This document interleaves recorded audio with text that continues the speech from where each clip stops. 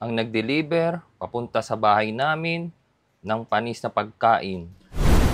Nag-insert at nagpasok ng mga maling order worth 1 billion, puro panis. Sana po ay hindi ako mapatae bago ko mailabas ang lahat. Kinain ko lang naman lahat ang diniliver sa akin. Pero ngayon, handa na akong ilabas ang lahat. Hindi na ako mananahimik. Ilalabas ko na ito. May tissue, may sabon, at may baby wipes.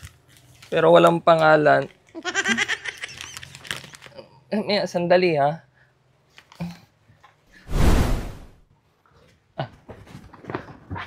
Baka malimutan ko yung maleta ko.